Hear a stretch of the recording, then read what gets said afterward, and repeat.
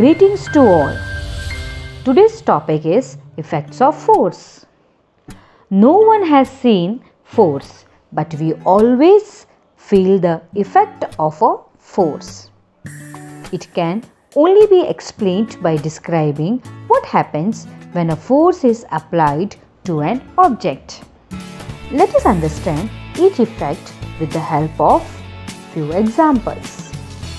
First, force can cause motion in a stationary object. When an object is in the state of rest, it can be brought in motion by applying a force on it. For example, first, a box is at rest and you and your brother came and applied force and set the box in motion. Second, she is getting her scooter started by pushing off with her foot. The force she applies to the ground with her foot starts the scooter moving in the opposite direction. However, it is not necessary that a force always makes a stationary object move. For example, when you try to push the wall or a tree, it will not move.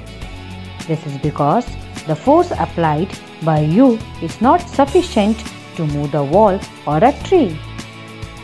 From these examples, we can say force can cause motion in a stationary object. Second effect of force is force can stop a moving object. We can stop a moving object by applying a force. For example, first, when a football player kicks the football towards the goal, the goalkeeper applies force to stop the ball.